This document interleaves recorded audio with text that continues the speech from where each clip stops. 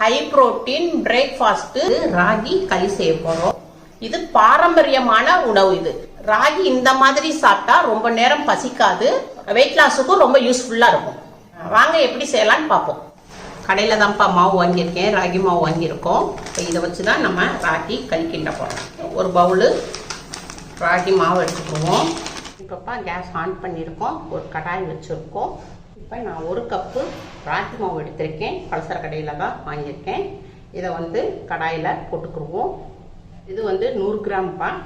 இதை நம்ம கொஞ்சம் பொன்னிறமாக வறுத்துக்குருவோம். ஒரு 2 நிமிஷத்துக்கு அடுப்பை மீடியத்தில் வச்சு நம்ம இதை வறுத்துக்குருவோம். இப்போ மாவு நம்ம 2 நிமிஷத்துக்கு அடுப்பை மீடியத்தில் வச்சு நம்ம இப்போ வறுத்தாச்சு. இப்போ இதை நல்லா ஒரு மணம் வருது. இப்போ இதை நம்ம ஒரு பவுலில் மாற்றிக்கிடுவோம். ராகி மாவு இந்த கப்பில் தான் எடுத்துருந்தோம். இதில் நம்ம 2 கப்பு தண்ணி எடுத்துக்கிடுவோம். 2 கப்பு தண்ணி எடுத்துருக்கோம். ராகி மாவு 1 கப் எடுத்துருந்தோம், அதே கப்பில் 1 கப்பு ரைஸ் எடுத்திருக்கேன். ரைஸ் நல்லா பொழு பொழுன்னு உதிரியாக இருக்குது. இன்னும் கொஞ்சம் ராகி மாவோட வேகமாக தான் கரெக்டாக வரும். தேவையான அளவுக்கு உப்பு போட்டுக்கொடுப்போம். தண்ணி நல்லா கொதிச்சு வரட்டும். சாதம் தான் எடுத்து வச்சுருக்கோம், அதனால் வேகணும்னு அவசியம் இல்லை. இப்போ நல்லா தண்ணி கொதிச்சுட்டு வருது. இப்போ நம்ம மாவை இதில் போட்டுக்கிறோம். ராகி மாவை இதில் போட்டுக்கிறோம்.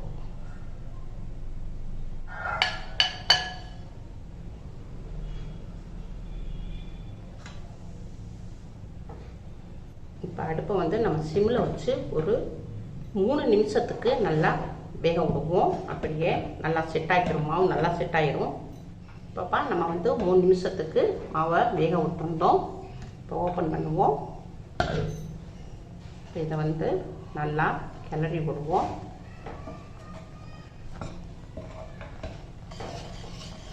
இப்படி நல்லா எல்லாத்தையும் ஒன்று சேர்ந்தாப்புல கிண்டிடணும்.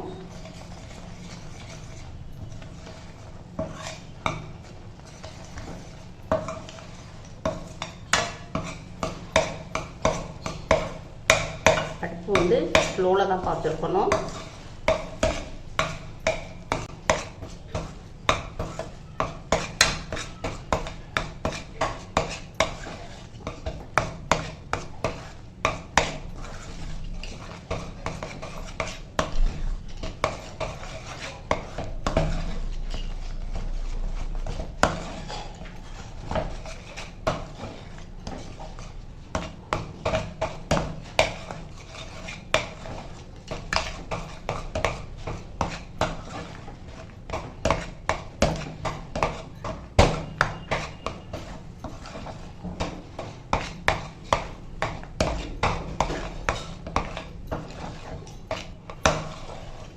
நல்லா கிண்டியாச்சுப்பா.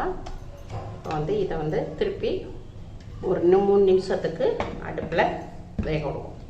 அப்படியே கொஞ்சம் நல்லா செட் ஆகிக்கிறோம். அப்போ நம்ம 3 நிமிஷம் அடுப்பில் வச்சுருந்தோம்.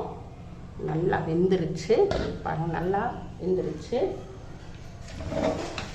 நல்லா பார்த்தீங்களா, நல்லா அதாவே நம்மளுக்கு சட்டியில் திரண்டு வருது பாருங்கள்.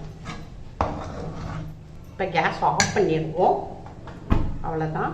இப்போ இதை கையில் நம்ம உருட்டணும். இது நல்லா கொதிக்குது. நல்லா ஆறின பிறகு உங்களுக்கு அம்மா செஞ்சு காட்டுறேன், உங்களுக்கு உருட்டி காமிக்கிறேன். நல்லா ஆறட்டும், ஆறினோடனே உங்களுக்கு உருட்டி காட்டுறேன். நம்ம நல்லா ஆற வச்சுருந்தோம். இப்போ நல்லா ஆறிடுச்சு.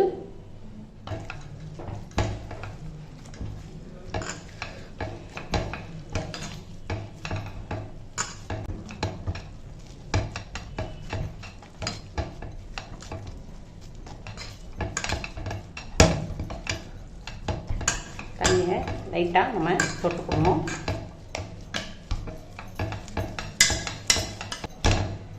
இப்போ 2 தான் போட்டுக்குருவோம்.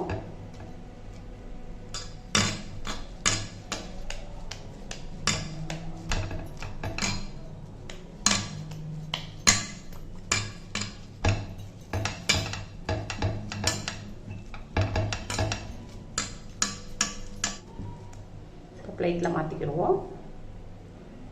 அவ்வளோதான்ப்பா, கேப்பக்களி ரெடி ஆயிடுச்சு. குழம்பு வச்சுக்கலாம், சாம்பார் வச்சுக்கலாம், கிரேவி வச்சுக்கலாம், எது வேணாலும் வச்சு நம்ம இதை தொட்டு சாப்பிட்டோம்னா அவ்வளோ டேஸ்ட்டாக இருக்கும். இதை வந்து பிரேக்ஃபாஸ்ட்டுக்கும் வச்சுக்கலாம், லஞ்சுக்கும் கூட இதை நல்லா வச்சுக்கலாம். ஏன்னா நம்ம ரைஸ் கொஞ்சம் கலந்துருக்கோம் இல்லையா, மத்தியானத்துக்கு நம்ம சாப்பிட்டாலும் நல்லா பசியும் தாங்கும் உங்களுக்கு. வீட்டில் வந்து நம்ம என்ன குழம்பு வச்சுருக்கோமோ அதை தொட்டு சாப்பிட்டா ரொம்ப டேஸ்ட்டாக இருக்கும். அது மீன் குழம்பு, புளிக்குழம்பு, இதுக்கெல்லாம் கருவாட்டு குழம்பு, இப்படி நல்லா அல்லாட்டா பருப்பும் கீரையும் போட்டு அந்த இது மாதிரி தொட்டு சாப்பிட்டா ரொம்ப ரொம்ப டேஸ்ட்டாக இருக்கும்ப்பா. இப்படி நீங்கள் சாப்பிட்டீங்கன்னா உங்களுக்கு பசியும் ரொம்ப எடுக்காது. இன்னும் வந்து எலும்புக்கு ரொம்ப நல்லது, வெயிட் லாஸுக்கும் ரொம்ப நல்லது. இதில் வந்து கால்சியம் இருக்குப்பா, வைட்டமின் டி இருக்குது. அதனால் இதை வந்து நீங்கள் வாரத்துக்கு 3 நாள் சாப்பிடுங்க, நல்லா வெயிட் நல்லா குறையும்ப்பா. உங்கள் வீட்டில் செஞ்சு பாருங்கள். அம்மாவுக்கு லைக் பண்ணுங்கள், ஷேர் பண்ணுங்கள், சப்ஸ்கிரைப் பண்ணுங்கள்.